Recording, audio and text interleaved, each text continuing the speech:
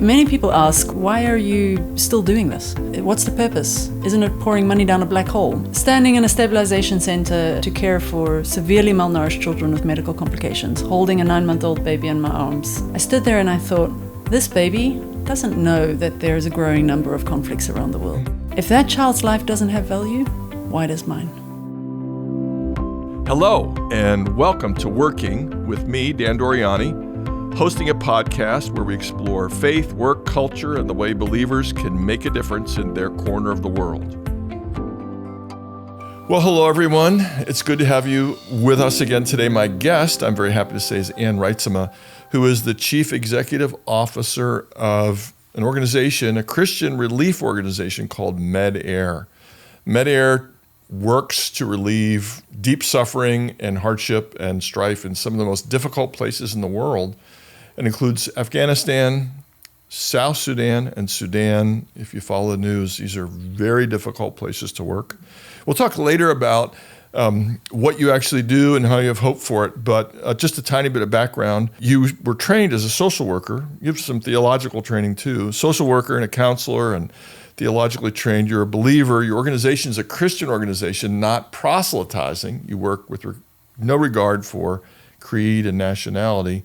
But it also your work flows out of your personal history. You grew up in South Africa as a child in a strife-torn place. So maybe tell us a little bit about that, and then we'll talk about your work that you do right now. Thank you, Dan. It's a joy and a privilege to be able to share with you today. I have fond memories of attending your class when I was here at Covenant. My childhood indeed had a huge impact on what I've gone on to do in life. When I was 11, fighting broke out in the area where my parents were working and where we were living. And a number of the people that we personally knew, that had spent time in our home, that were close friends, were killed. And it made me want to support communities impacted by conflict, and especially children. Think about how some children cope, some don't, what makes the difference. And so that's what motivated me to go on and study social work, psychology. And I was frustrated by the solutions I was finding, that they weren't aligning with my worldview. They didn't deal with the brokenness adequately. They didn't acknowledge our need for grace and forgiveness. And so that's why I went on to study counseling here and to really think through, how does the world fit together? And then when I was done with that, I was looking for a place where I could work in conflict-affected communities. I knew that I shouldn't do it alone, that I would benefit from doing it in a team setting, and that it is really in the spaces between us that God is at work, and that I wanted to be able to live out my faith. I wanted to be able to integrate my faith in what I was doing. Medair was a great place to do that. Okay. That's great. And of course, now you're the executive director. That doesn't happen overnight. But I'm just intrigued by the comment that some children seem to skate through. And it happened and they live beautifully, and others are just paralyzed or scarred or relive their agony, can't proceed. And so you don't just give material aid, you also have a holistic sort of service. I mean, obviously your work proceeds from your conviction. You're working with people who aren't necessarily Christians. A lot of Christians in South Sudan, but not many in Sudan per se, and not many in Afghanistan. So maybe describe how Medair operates in that unique space of, we're driven by Christian convictions. We're not atheists. We're not Muslims. We don't think the world just falls apart because nobody's in charge. We don't think there's no hope. Distract yourself until you die. We have a but it may not be the same view as the people you're serving. How does that work? Well, first and foremost, we seek to uphold the value of human life. I believe that brings God glory, that He made life with value, and we go all out for the value of human life, to bring life-saving humanitarian assistance where the most vulnerable in the world are pushed to their limits and are difficult to reach, and really want to come alongside them and be instruments of God's love for them. We believe that is a signpost and a sign of the restoration that is coming. We are not the saviors. And when we think we are, we tend to hurt others and definitely end up hurting ourselves. We carry burdens that are too hard to carry. especially when we're engaging with the extreme suffering and brokenness in this world. But we get to make ourselves available to the one who saves. And that's a privilege. And I have to say, when I get up in the morning, I have energy. I look forward to joining with other people who are focused on the needs of others. It's a meaningful place to be engaging. Everything you say makes me have two questions. And I want to hold on the second one for a minute. We talked a little bit beforehand, of course, about the fact that you've been doing this for close to 20 years. Mm-hmm. And a lot of people find it intolerable to continue for long. Mm-hmm. A lot of people do social worker counseling for 5 years and they just can't stand talking about the suffering any longer, or working with people who are grieving and scarred. And as you say, we can't save them. It's a false burden, of course. Why do you think you've been able to keep going for close to 20 years? And then second, just so we don't forget, the follow-up will be, what's it like to maybe not engage in this work firsthand all the time, but now you're building teams, the supporting teams, you present your case. But let's talk about how you keep going for 20 years first. A minute ago you were saying, I had mentioned some children skate through and some get stuck in the trauma. Right. What's true for children is that when they have a secure base, when they have a loving family around them, a loving community, secure relationships, they are more likely to cope with trauma. But when they don't have that anchor, it's much harder to cope with trauma. And that's true for us as adults too. I think it's true for leaders that when they have a secure base, they're better leaders. They have a more healthy confidence and are not finding their identity, improving themselves in what they're doing. And that secure base, I think, has really helped me. So a great loving family, great network of friends around the world from all my different journeys and places as I've worked with Medair, and a real desire to keep growing in my relationship with the Lord. And I think that's made a huge difference in coping with being exposed to some significantly difficult things, working in places with shelling and mortar fire and crossfire and having to navigate trying to keep teams safe. Second thing I would say is I encourage all our teams, the bold and the brave thing is to take care of your mental health. It's not a weak thing. If you have gone through something difficult, make sure you stop and process it. Find somebody to talk to and talk it through. Recognize what's happened. Don't let it come back and haunt you later. Yeah. The third thing I would say is what drains people in this work is relationships that they haven't tended to, relationships that start to develop tensions and where there is what some would describe as smelly fish under the tablecloth. There's something that's getting uncomfortable, but it's not being addressed. And as I watch our teams function in this work, that's the thing that gets people down. It's not workload. It's not the pressure of being emergency responders that go with agility and trying to meet targets and get to people on time. It's actually the interpersonal relationships that have gone sour. And so being proactive in dealing with that and in seeking to resolve things that are getting in the way is really key. Yeah, that's great. Of course, the hardest thing I would imagine is for a child to be separated from their parents, to be an orphan. Mm-hmm. You know, it just breaks your heart when you hear about people in camps for a long time, but worse by far is the child who's in a camp with either no parents or one parent maybe, or maybe a parent who's sick, can't care for them or won't care for them. So I'm guessing we agree on that. Mm-hmm. I do find it intriguing, and I think a lot of people who are listening to you would say, oh, that makes so much sense. If I'm going through a very difficult situation, and I'm going through it with my husband, my wife, my best friend, my brothers and sisters, my parents, it's so much easier. Not to say easy. I do feel like questioning you, isn't it? I mean, you make it almost sound like, oh, trauma's no big deal if you've got your friends around you and you've got your relationships. I mean, it's got to be difficult for someone to watch somebody starve to death because you couldn't get the food there in time. Or maybe you didn't see it happen, but if you'd gotten the aid there a little bit earlier, I'm sure that weighs on people. Mm-hmm. And of course, maybe that's what you're saying. You got to process it, tend your own mental health, and don't lay a burden. You did the best you could. You didn't get there, quote unquote, in time. Mm-hmm. Is that right? I don't think it's easy. You can say I'm wrong, by the way. But it is about choosing to be intentional. I think coping with brushing up against the the extreme hard in this life, like South Sudan right like now. South Sudan, or any of the contexts where we were working. It's helped me immensely to make a choice to invest in relationships, to make a choice to be disciplined in my rhythms and routines. Something that really helped me a lot when I went to Darfur back in 2008. It was the most intense year I've had in my work in Medair, leading a team in active conflict, daily complicated decisions about their movements. My first week there, 7 times I received the verse either in my Friday morning Tim Keller sermon on the base, because that's when we had our day off, or my morning devotion, or family members, friends. The verse, 2 Timothy 1 verse 7, I didn't give you a spirit of fear, but a spirit of power, love, and self-discipline. 7 times you got that second, in that the first exact, week. The first week. That passage. That exact passage. So wow. At the end of the week, I said, God, I get it. You've pulled out the megaphone. I'm not supposed to have a spirit of fear. Right. I know this is going to be a tough one. Yes, and so yes. I wrote it out in whatever I could grab. It was a pink You're crayon. You're a lefty, by the way. I am.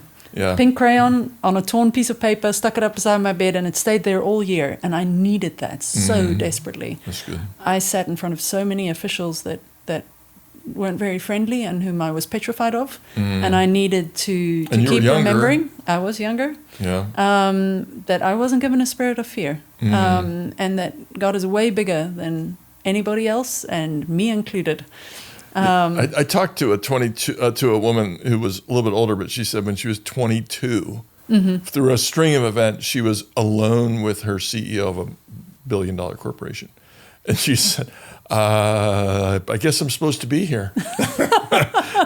I've talked to famous people before, so it'll be okay. I never as their employee. But let me press in a tiny bit, and you can tell me, maybe everybody's different, is the comment. People sometimes call the conflict currently in South Sudan the war about nothing. There's nothing to it at all of any theoretical or political. It's just a raw struggle for power, and each side they kill each other, and they kill people who are on the other side, because if we kill enough people, we'll win. At least that's what I've read, partly in preparation for today. Surely it's harder when the war is about nothing than when there's actually something at stake. That would be the case for me, but maybe for you, it's just a person is a person is a person, and you're there to serve that person. Maybe that's your comment. Why do you do this? I'm getting at that question. So, standing in a stabilization center, a center to care for severely malnourished children with medical complications, holding a 9-month-old baby in my arms just last year. I stood there and I thought, this baby doesn't know that there is a growing number of conflicts around the world. Right. They don't know that this conflict here has been going on for decades. They definitely don't know why. They know they're hungry. They know they're hungry, and they know they're hungry now. And they know that they want some human touch.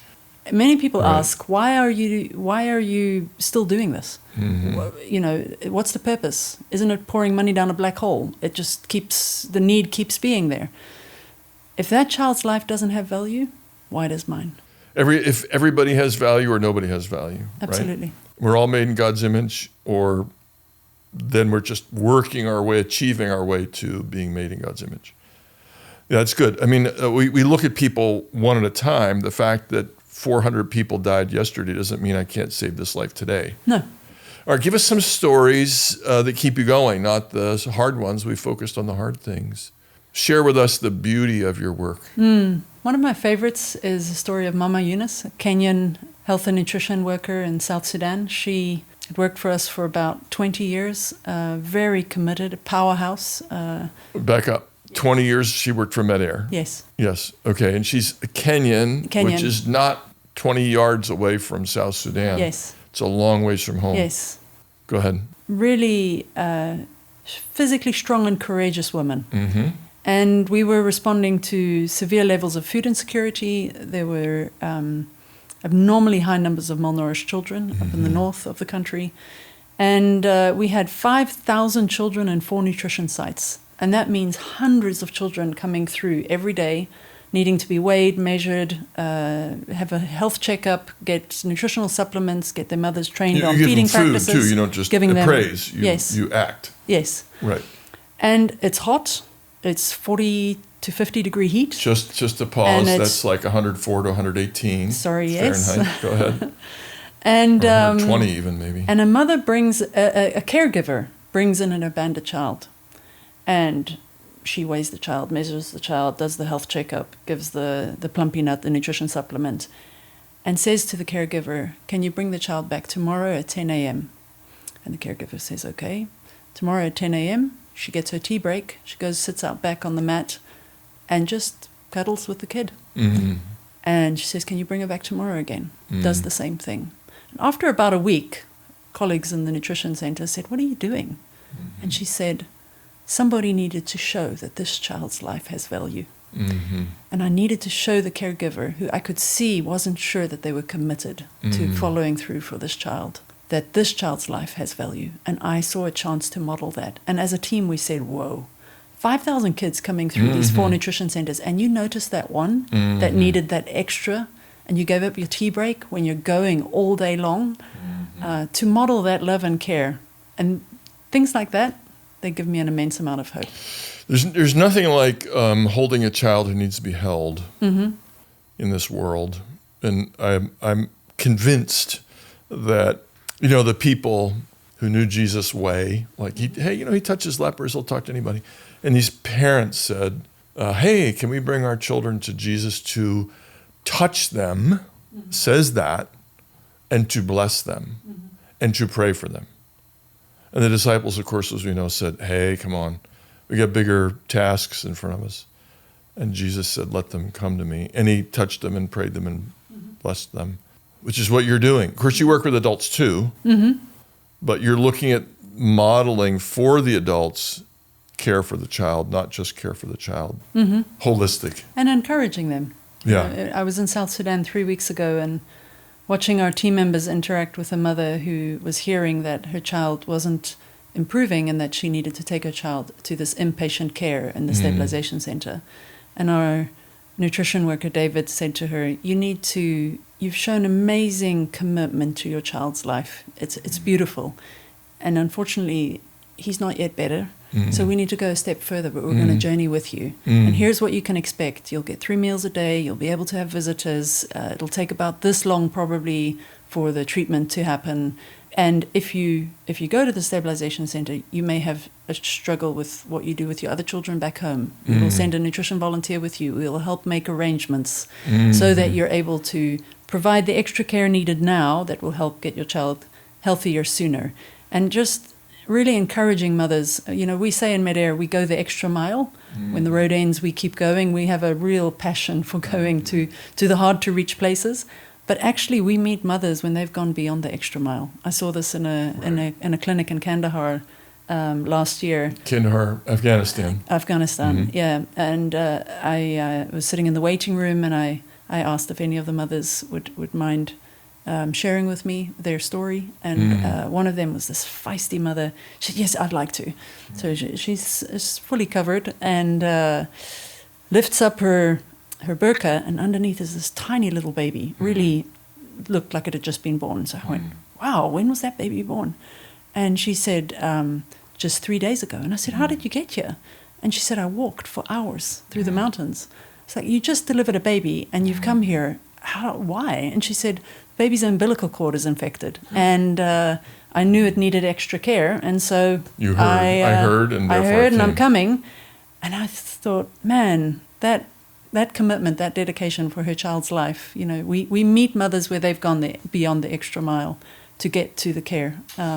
So your story is immensely encouraging to me because, we have the concern in the West, at least, I'll say, skeptical people to some extent, that NGOs are just pouring money.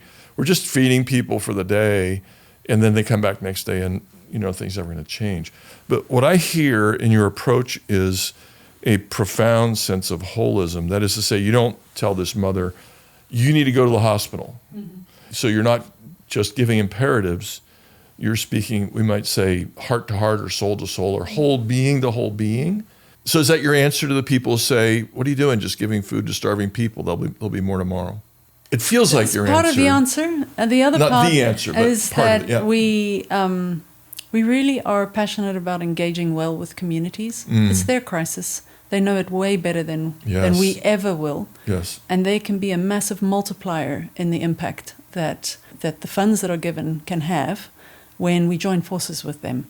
So I have so many examples from recent trips to our different programs where a 1-hour meeting with a group of community representatives multiplies what we're able to do with the resources that we have. And in this season of reduced funding in the humanitarian sector, it's important that we find a way to be more efficient and more effective in what we're doing.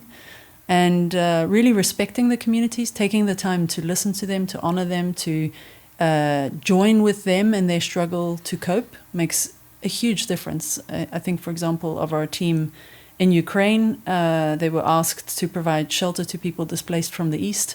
They were given by the city council in Khmelnytsky a building and asked to secure the building for the displaced people, the most vulnerable. From drone attacks? Is that what you mean? No, to provide insulation against the weather, to put showers and toilets in, make it livable. Mm-hmm. There was an attack and there was damage to the building, so that enhanced the amount of work that needed to be done. So our team did calculations. They figured out how many units they could prepare for the disabled, the elderly, the chronically ill, the vulnerable in the population. And then they paused and sat down with community representatives and said, this is what we were asked. This is what we've been able to calculate we can do. What do you think? Mm-hmm. And the community representatives said, we've got carpenters, plumbers, masons in our midst. Why do you want to use contractors? Let us participate. Mm-hmm. And our team said, fantastic. And we doubled the impact. Yeah, right. That's good. I want to go back to something we barely touched on. You seem like literally and figuratively a hands-on person. Mm-hmm. So the stories you tell are not about how you met with a donor and they gave you money. Your stories are about, a child, or maybe most recently some elderly people. But you are this chief executive. Tell us what we need to know about leading a Christian relief organization from your angle. Not everything everybody needs to know, but what you have to say. When I was first asked if I would apply for the job, I said no. Of course. I love being on the front line. Yeah, you can't do the actual work anymore. That is my heart and passion, being closer to the people that we're coming alongside. That gives me a lot of energy. Mm-hmm. But actually, as I prayed about it, which I was asked to take the question seriously, I was convicted that people are people.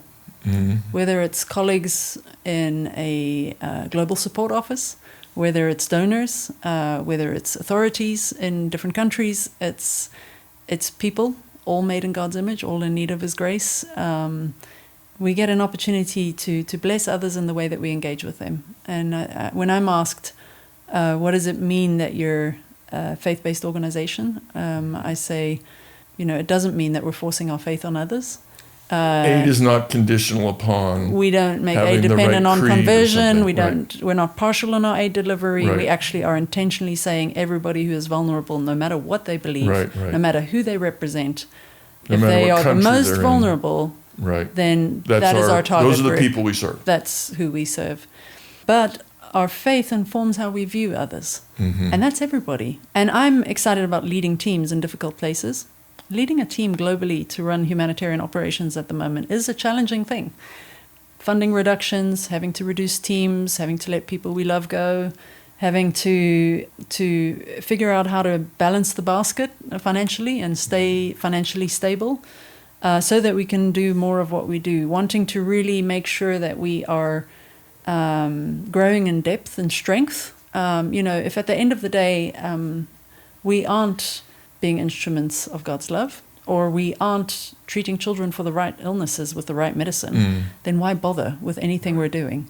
So I can see that these organizational elements matter.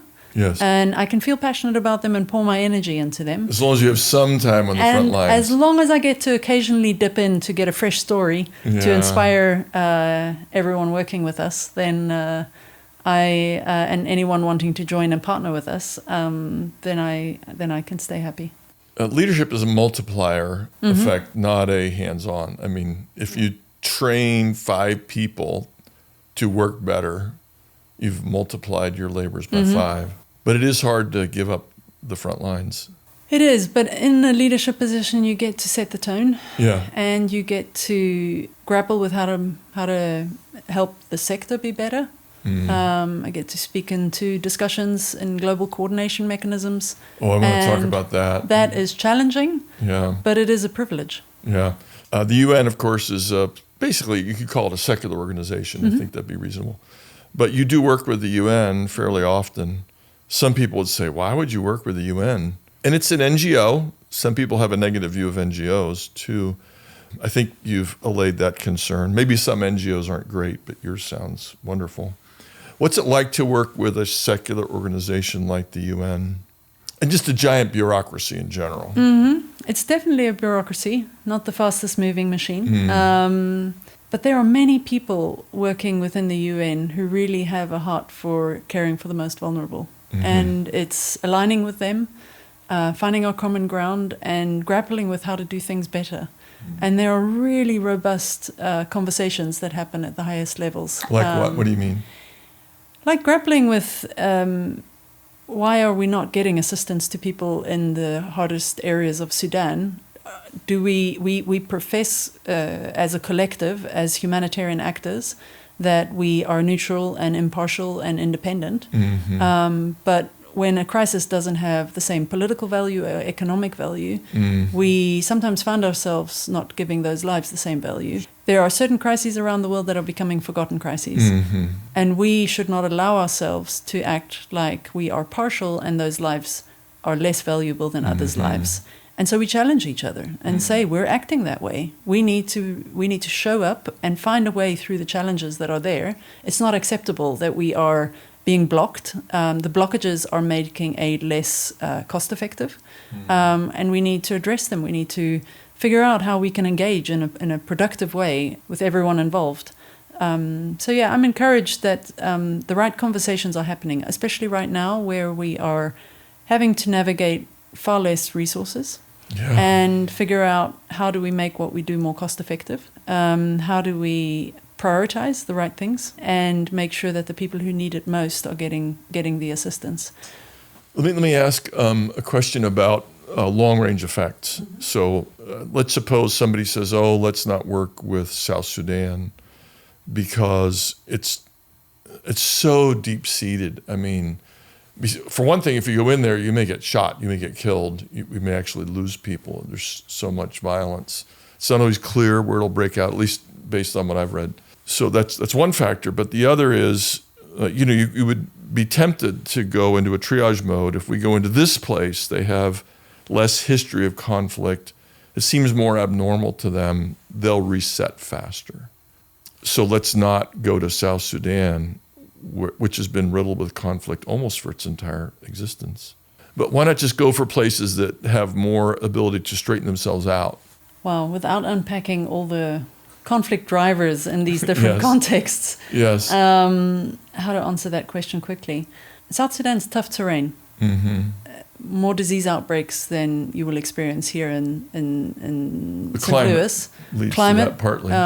Extremely hot, extremely difficult terrain, very swampy, lots of malaria, dengue fever, yellow fever, diseases that we don't even know here. Conflict comes in cycles. You have revenge cycles, you have resource scarcity. People then are moved into closer proximity to each other because they're afraid, then they can plant less crops, then they're having a harder time surviving because they don't have enough food. Then they fight over what is there, and the cycles continue. But you're saying they can be broken.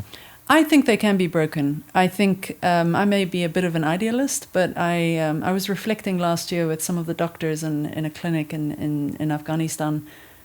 They were saying, it seems like there are more and more wars around the world. And I was saying to them, I'm just amazed at your courage to come to work every day. It's a tough. Let's not worry about the world. Is maybe your message. Let's worry about the work God's given us today. It goes a bit further. Okay. If you add darkness to darkness, you have more darkness. If you add hatred to hatred, you have more hatred. But you light even the smallest match in a dark room, and it permeates that darkness. The light always wins. And that's one of the biggest motivators for me for keeping doing this work. Light always wins. It's a Christian principle. Mm-hmm. I am the light of the world. And if you add love to hatred, it overcomes. Mm. And so by expressing love through caring about people's physical needs, we are that match. And it, like I say, it may sound a bit idealistic, but one act of care for another at a time, and that is the signs of restoration that give hope. That sounds like what people call a mic drop. A little bit of light overcomes the darkness. But I'm going to ask you one more question. Go ahead. Address the church. Mm-hmm.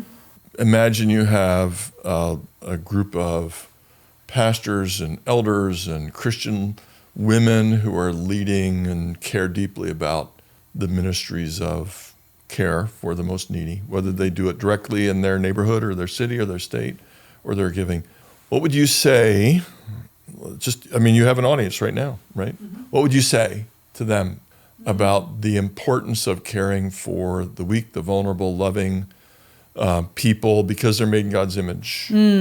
When Jesus was training his disciples, he was giving them what we in Medair would call their induction before sending them out. And he said, the kingdom of heaven has come near, in Matthew 10, verse 7 and 8.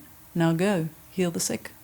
Jesus made that link between the kingdom coming near and our caring about the physical needs of people. Mm-hmm. And he went on to say, cure people of leprosy, etc. Freely you have received, freely give. Right. And the times of us relying on governments to be the expression of our compassion are dwindling. Mm. And I think there's a time now where we have the opportunity, the privilege even, to join together in expressing care for each other. I was asked earlier this year by a humanitarian leader, and we haven't lost the battle for compassion, have we? And I said, no, we haven't lost it because it's already been won. Compassion is beautiful. Care for each other, it's beautiful. Just look at somebody taking care of someone else. It is a beautiful thing. Selfishness, on the other hand, is ugly. The battle has been won, and we get the chance to express that care for others and be blessed by it. So true. What you're reminding me of something, they didn't say it this way, but vaguely like this. The Bible does not say God so loved the world that he wrote a check. It does not say God so loved the world that he formed a committee. God so loved the world that he sent his son. And then he in turn sends us, doesn't he? Mm-hmm. And it's the personal touch that I hear so loudly in you. But sometimes we can still serve at a distance by giving resources. But thank you for your stories. Thank you for your work. Thank you for the work you've done with your own hands and for the way you've built teams. And it's been great to talk to you again. Thank you. Working with Dan Doriani is a production of the Center for Faith and Work St. Louis. We seek to promote faithfulness in the workplace, in education, in discipleship, and in the stories of believers who've applied their faith at work. If you want to put your faith to work and change your corner of the world, visit our website, the Center for Faith and Work St. Louis. Look for faithandworkstl.org. That's one word. We'll help you start a cohort with like-minded believers who also want to practice their faith at work. This podcast is donor-supported. To keep us going, please donate on our website.